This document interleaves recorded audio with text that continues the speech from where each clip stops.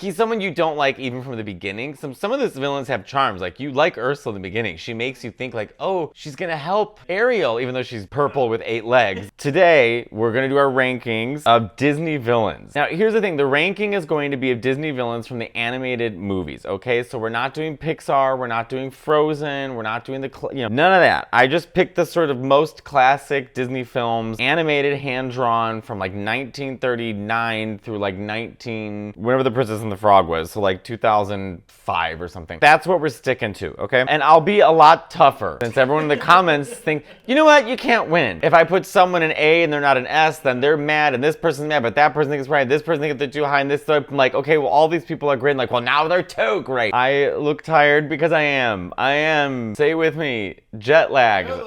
And poor Chris had to deal with me. So everyone, please leave in the comments how wonderful Chris is.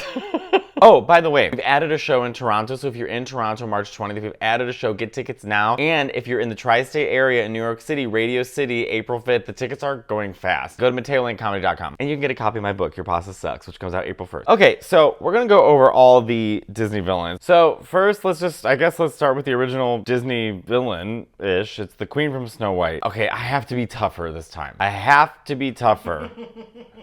Look, I'm giving her a B, and here's why. I know, because everyone like, she's the first one. She is sort of the template and the blueprint to a lot of Disney villains and the archetype. Fine. But she's not really, in the beginning, she take her far into the forest and find a subsecluded area. None of this is about who's the most evil, because they're all pretty fucking evil, all right? Scarr is killing his brother. Maleficent's killing a baby. Frollo's, who knows what he's doing. She's not good, and she wanted the heart of a Snow White in a box. And then I just feel like we got stronger as we went on, okay? So I'm saving S for the particulars, okay? Now that I've learned.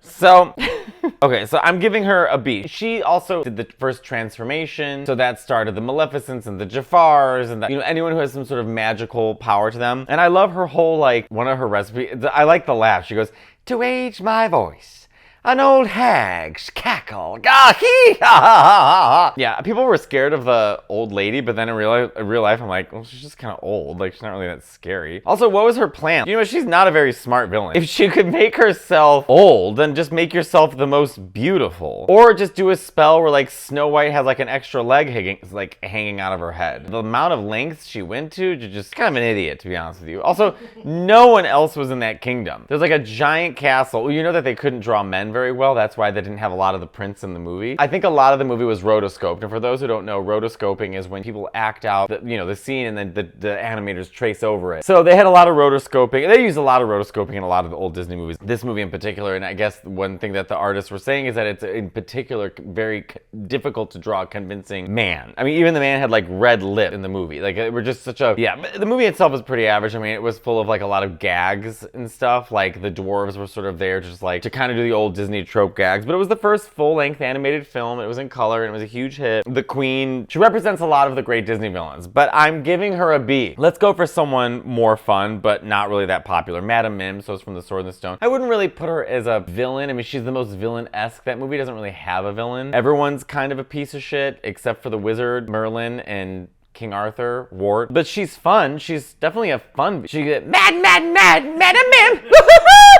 Like, she was very well drawn, and like she did a battle with Merlin where they had to fight each other and turn themselves into different animals to fight each other. In the end, she ends up becoming a dragon. She's not the best Disney villain, but she's definitely memorable and she's very, very fun. I mean, she's definitely more fun than a lot of these villains. I want to, you know what? We're gonna go really low here. We're gonna go Governor Ratcliffe from Pocahontas. Pocahontas wasn't Disney's greatest movie, and actually the history behind it is a lot of the animators left Disney at that time to go work for DreamWorks, and so they were working on like Anastasia and stuff. So long story short, they made Pocahontas. As a villain, I don't know that he's not fun enough. You know, it was like a Disney villain. I know it's hard because that movie's quote unquote historical.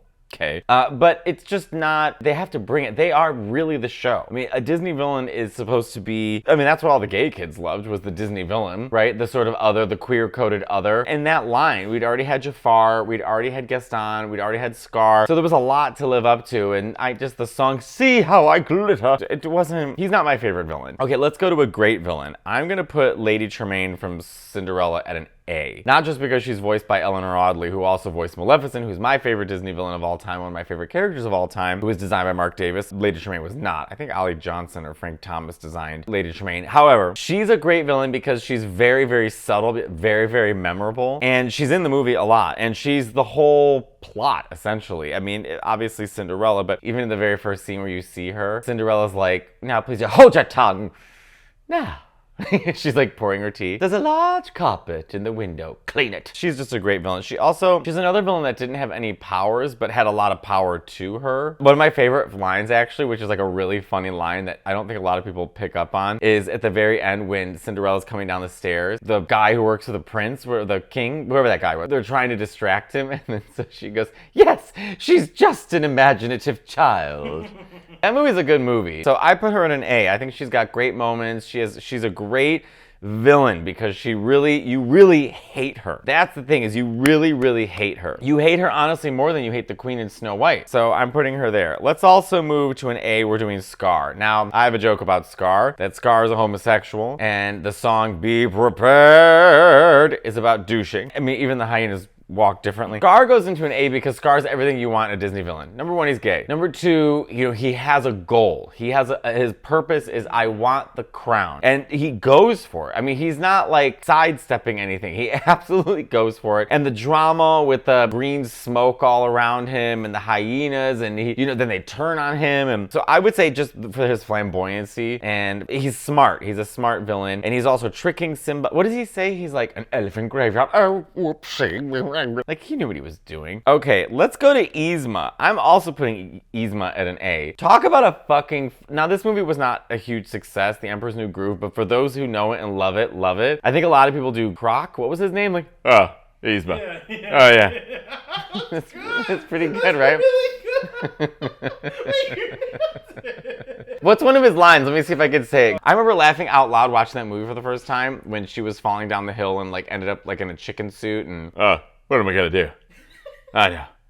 I'll tunnel out of here with this. But he was, what's his name in Seinfeld, Elaine's boyfriend? The spoon. Escape to the sewers. But she was great. She was like, what was she, with the potions? They had all those potions and dealing with Kronk. Eartha Kitt did her voice, who of course is legendary. And she's just a great Disney villain. I mean, the only thing that I am a little like about is that she kind of pulls from Maleficent and Cruella de Vil in terms of how she looked. But, it's a Disney villain, and Disney villains are all supposed to sort of be in the same family. So definitely an A. I just wish The Emperor's New Groove was like more popular because it really was a funny movie. We're gonna,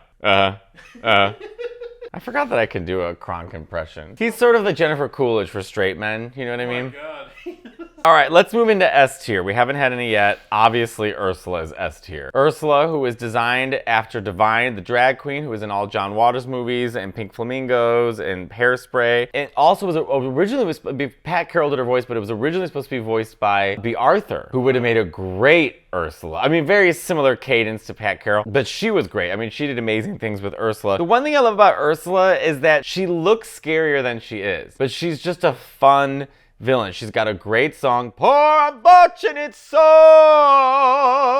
She has a motive. She does the transformation. I mean, these are all the tropes of a Disney villain, right? She's just funny, too. And Flotsam and Jetsam. I feel like Nick and I are Flotsam and Jetsam. Obviously, Ursula, and she's pretty much every drag queen, and everyone impersonates her in Poor Unfortunate Souls, and Ariel was a bit of an idiot. Like, what did she expect? 3 days to get legs and then lose her voice? You'll have your looks. Your pretty face. So we're gonna put her an S. Okay, let's go to Frollo. I am putting Frollo in a B, and I'm not putting this. Here's the thing. Hunchback of Notre Dame. Disney had gotten nominated for an Academy Award for an animated film with Beauty and the Beast, and I think that they were really like, we can really elevate animated movies and almost make a real movie with an animated movie. So the Hunchback of Notre Dame was like 2 movies playing against itself. So it was a very serious movie about the Hunchback and isolation, and then also it was like these weird like Disney tropes of like the gargoyles and like trying to make it fun. Meanwhile, it's Frollo and they're dealing with religion. There's all this religious ideology, and as a villain, he's a great villain because he is really scary. I mean, he's not scary, but he's evil. Like he's a bad guy. Like, he's a very serious guy. But as a fun Disney villain, as someone who's like super memorable and is always in people's top 5, 10, he's never there. He's just not my favorite. I think I saw The Hunchback of Notre Dame like once or twice. Disney had been so damped into being a kid's films at that time that I think it was hard to separate the seriousness. You know what? It was a good experiment for them, and it's a beautifully animated movie, and it's a great story, and it's a Disney villain. I don't know. Okay, let's go into someone that might be a little insensitive to our people. This is Stromboli. Stromboli was in Pinocchio. I think like everyone in Pinocchio was a villain. In that story, like the original, like everyone's a villain. Everyone's mean. No matter who Pinocchio met, they were all mean to him. It's similar to like when you watch the movie Rudolph. Remember Rudolph the Red-Nosed Reindeer? Like that. I wanted to be a dentist. What? A dentist? You know, like they're so mean. They're Papa, eat something. Like Santa Claus is mean to him, the elves are mean to him, the other reindeer are mean to him, the dad's mean to him, the Island of Misfit Toys. Yeah, and then at the very end they're like, oh, by the way, can you stand up in front? And then Rudolph should have been like, no, fuck you. Bye. So I feel a little bit that way in Pinocchio, where it was like everyone was just so mean to Pinocchio. I guess except for Jiminy Cricket. But Pinocchio has like some of the most iconic music. You know, when you wish upon a star and always let your conscience be your guide. And the Blue Fairy might be some of the best animation of the Disney studios. I mean, that's like stunning. That's like a stunning, stunning animation. But just as a villain, I think because everyone's a villain, like this is like Stromboli is like the only person that came up. Maybe you and I would have been Stromboli back in the day. Yeah. Chris is Italian. Maybe we would have had like a puppet show, Chris. I do the puppets, you'd be producing. Yeah. Okay, let's go to good Disney villains. But okay, I'm giving Gaston a B. I'm going harsh on this one. It's true, Lavu. Right from the moment when I met her, saw her, I said she's gorgeous and I vow, though in town is only she who is beautiful as me, so I'm making plans to rule and marry Belle. And for those who say my singing's too loud, fuck you. People are like, the singing's too loud. I'm like, don't come back to this channel. Okay, so that's Gaston. Gaston's a good villain. He's someone you don't like even from the beginning. Some of these villains have charms. Like, you like Ursula in the beginning. She makes you think like, oh, she's gonna help Ariel, even though she's purple with 8 legs. You know, it's like, but she was still had enough personality to kind of make Ariel think she was good. Gaston's just a piece of shit from the beginning. So that's what you want. I think he's just a solid villain. He played his role. Beauty and the Beast is way more about like Belle and the Beast, because the Beast really could be seen as the villain for a lot of the movie. Like, he's kidnapping her and all that stuff. So yeah, I think Gaston's like a good Disney villain. Good, did his job, you know? And the movie's not about him, where I think Sleeping Beauty is about Maleficent. Okay, let's go to another S tier, Jafar. Jafar is S tier. Jafar is the male counterpart to Maleficent. I mean, he's even got the staff, he's got the snake transformation, similar to a dragon. You know, he's plotting throughout the whole movie. I would say Jafar, Prince Abubu. By the way, even as a kid, I couldn't get behind that he was the old man. Bring me the lamp, the rest of the treasure of yours, but the lamp is mine. I was like, how did he transform so quickly? Like, I can't, even my dumb artist head as a kid couldn't like suspend belief to be like, that seems really crazy. How did he change his teeth for that costume? Me, my mom, my Aunt Cindy, my cousin Megan, my cousin Kelly, and my sister Kate, and my cousin Brian are all in a group text thread together to decide who's the hottest man to ever exist. So people of multiple generations, gender, and sexual identity, we're all trying to argue who's the hottest man that's ever existed. We've gone to Marlon Brando, to Denzel Washington, we've gone over all of them. And who have we all agreed on? Aladdin the cartoon. It's the only person we can agree on. Aladdin the cartoon. Warren Beatty, Al Pacino, Aladdin the cartoon. The #1 hottest of all time. So I like Jafar. He's like, a snake am I? You know, it's so gay. Like, let's see how snake-like I can be. He was a fun climax, and I think that movie, it's one of the better Disney movies, especially from our time. The music is so good. I can show you the world. Robin Williams is so good. Jafar definitely gets up there. Okay, let's do Shere Khan. He's from Jungle Book. I'm gonna put Shere Khan at a C. Unfortunately, this was Disney's last movie. He passed away during the make of this movie. Like, The Jungle Book's another movie too, where it's like a villain. You know, was he really a villain, or was he really just defending the jungle against man, and Mowgli was a man? I mean, yeah, he's not a good guy, but the whole movie was trying to get Mowgli back into humanity, and he didn't want to do it. And it's like, I don't know. But Shere Khan, yeah, he's good. He's just not scary. You know what it is? He's too British. Is he British? I remember him being British. He is British. I feel he's British. He's just too proper. He's He's too nice to be a villain. I mean, he's not the main focus of the movie. The main focus of the movie is about Mowgli and what's the bear's name? Mowgli and Baloo? Baloo, yeah. Baloo, yeah. Look for the bare necessities, the simple bare necessities. Isn't that just Hakuna Matata? Forget about your worries and your life. I mean the bare necessities. Yeah, it's basically Hakuna Matata. Okay, yeah, C. No, I mean, I'm going for the memorable Disney villains. So Prince John, I'm gonna put it a B. I mean, I don't think Robin Hood's the most popular Disney movie, but I mean, it's a good one. But I just loved Prince John because I just think I think it's when Disney started really having fun with their villains. You know, so up until that point, it had been like Lady Tremaine and Maleficent. I mean, Cruella de Vil was super fun. So they're like, oh, we can have a little more fun with our villains and be a little more relax and stuff. And also I think best friend in the movie, or the person that worked for him, was a snake, who also voiced the snake in the Jungle Book, who also voiced, I think, Winnie the Pooh. It would be fun if Winnie the Pooh was a snake, like, oh, Christopher Robin, I was wondering if you have any mice for me to eat. Oh, bother.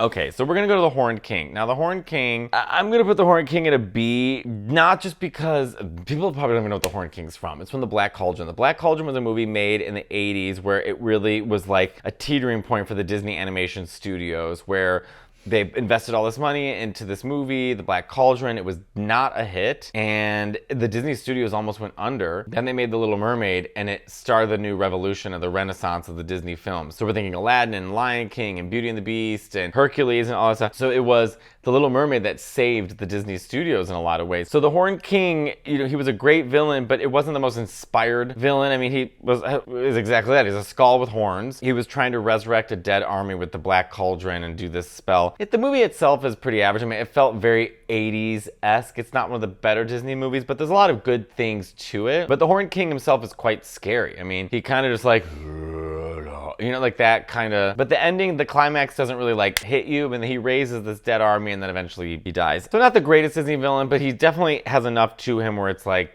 there's something to talk about. I think I'm gonna move the Queen from Snow White up to an A, because looking at these villains, you know, I'm like, well, she really was the template for so much of these villains, and she really, now thinking about, like, her transformation was more fun. See, after a while, I'm here. Let's go other S tier. Cruella de Vil. Cruella de Vil is probably one of the greatest Disney villains of all time. Jasper Horace. Cruella de Vil, Cruella de Vil. The 101 Dalmatians came right after Sleeping Beauty. So Sleeping Beauty took 7 years to make. It was incredibly expensive. It was really meticulous in how they approached it and made it and the design. So anyways, after the movie came out, it was a success, but it didn't make the money back that they had hoped for. At that time, they had developed Xerox technology and decided to go the opposite direction and make a movie that was quite cheap and use Xerox technology, hence the real sketchy look to the movie itself and the watercolor backgrounds. And it was very pared down from Sleeping Beauty, and also like funny and light, and it was a huge success. And it was a huge success. It had like a resurgence in the 90s as well, when they started bringing out all the Disney movies on VHS. But Cruella de Vil, she's one of those villains, and she was designed by my favorite artist of all time, Mark Davis. Mark Davis created Maleficent, created Cruella de Vil. He did a lot of the female drawings for a lot of the Disney movies back then, because the female body is a very hard body to draw and convince to an audience that it feels real, or at least centered. It doesn't look just like a drawing, that your mind can trick itself enough to think that you're watching someone real. But Cruella de Vil is very, very fun.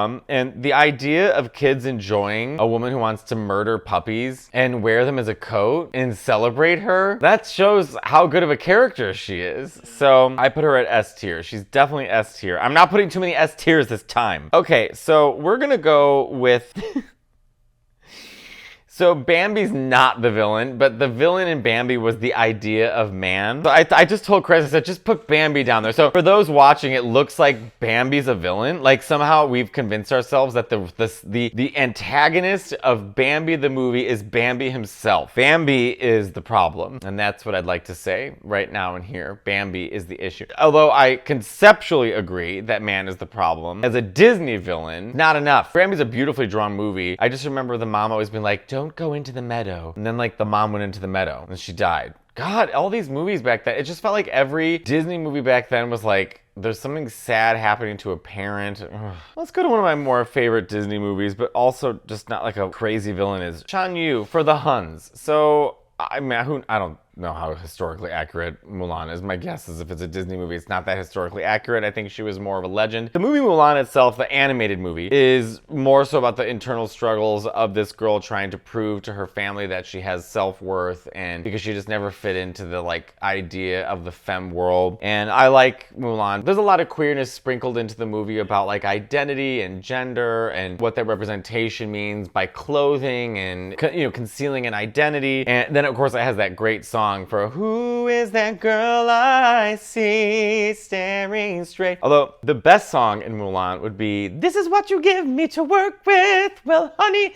I've seen worse." I love that song. We're not allowed to show clips in this episode, so I'm doing a lot more of the impersonating of the clips than I wish I could show. Fa Mulan here, speaking without permission. Like, Shan Yu is a good villain in the sense that but he's more sort of a background villain. It's really more about Mulan trying to find her own journey, and then eventually that full arc coming through, and then she finds herself and saves all of China. And so that is more of the story. So he's more of a background villain. I think he's just in place so that Mulan's character has somewhere to go and somewhere to grow. So not like the greatest villain, but not a bad villain, but just a background villain, so to speak. Has a few moments, you know, how many scouts does it take to warn the emperor? Only one, and then you shoot the arrow. So, a good villain. Okay, Captain Hook. I'm putting Captain Hook at an A because Captain Hook is actually a really fun Disney villain. He has a lot of great moments. He's afraid of clocks. Isn't that right? And the alligator ate the clock, and so the alligator's eyes move up.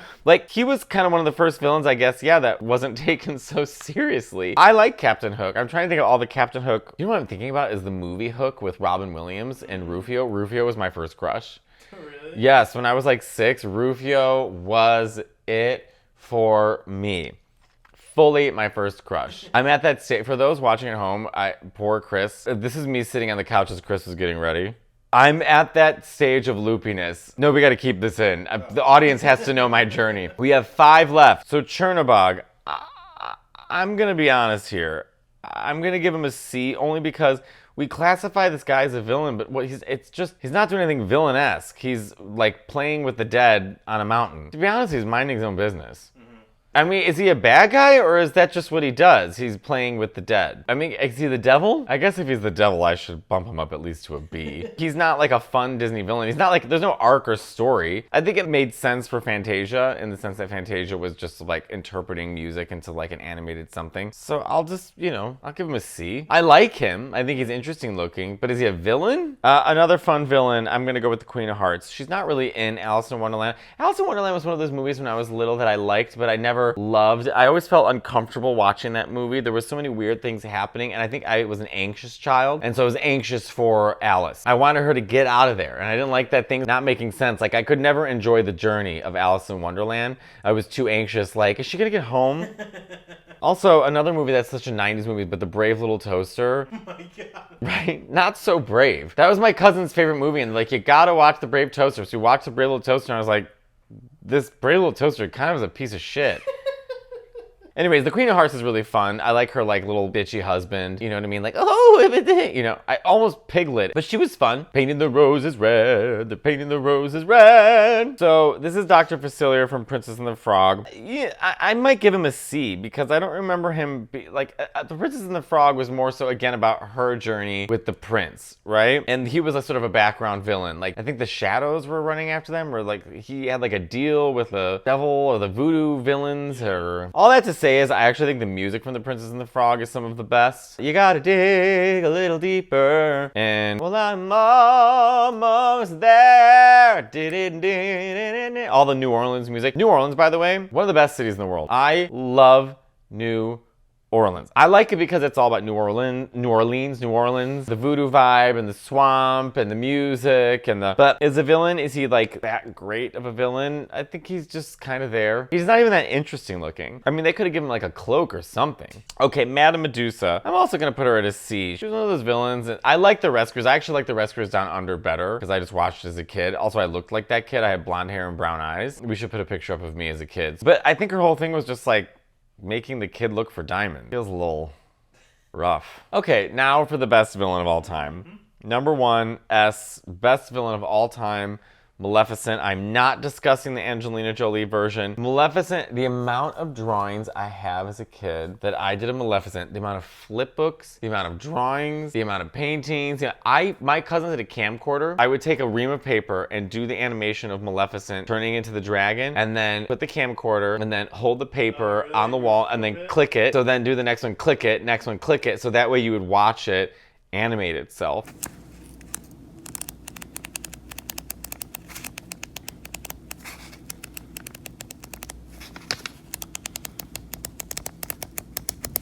I've done claymations of her. I've done, like, there's something about her. She was designed by Mark Davis, who also did Cruella de Vil, but she was also sort of half designed by Ivan Earle, who was the artistic director at the time for Sleeping Beauty. And because the original coloring, he wanted red. She is a great Disney villain, and I'm trying to pinpoint why, and I can't tell if it's because she's so styled so well, the voice goes so well. She's also not funny. She doesn't sing a song. She doesn't do anything funny. She's pretty much like, I'm gonna kill this child. I'll stop at nothing to do it. Also, climactically, it is the greatest Disney movie of all time because the ending is so... I don't think there's a better climax of a Disney movie. With her on the tower, throwing the lightning, causing the thorns, turning into the dragon, the music, it was Tchaikovsky. I mean, the intensity of it. And the scene director, I forget his name, who directed that, had been a fighter pilot in World War II. So he was designing the movement of that whole scene to just make you feel like you can't think and just keep going. But also creepy. I would say she's probably the scariest. There's that scene where Aurora is crying and then everything turns dark and then all of a sudden you hear like the voice, Aurora, and just two green eyes. Like, I think also she's probably the most influential design for animes, for cartoon shows, for villains. Like, she is the blueprint of what a villain is. Voiced by Eleanor Audley. She's the greatest Disney villain.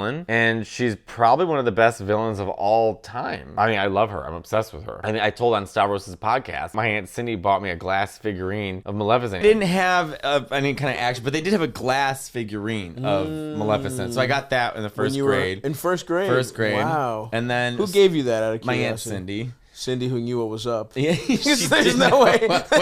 There's no way you get a first grade boy a Maleficent figurine if you don't know, if you can't read the tea leaves. Your dad's like, what the hell is this? This is weird. Why'd she give him this? Maybe Cindy's really phoning it in. She must have bought it for a different girl and just ran out of time to get him. I never thought of it that way. I mean, come on. You never thought of that? I didn't. First grade, she got you a crystalline, bitchy woman. She didn't even give you like a hot one that conceivably could be like, well, you know, little boys want to kiss Snow White. It's the bitchy, like... the most RuPaul's Drag Race character in the Disney universe. She got you that when you're 7 years old. All right, this was our last ranking, and next week we're doing an entire series of cooking to promote my book, Your Pasta Sucks.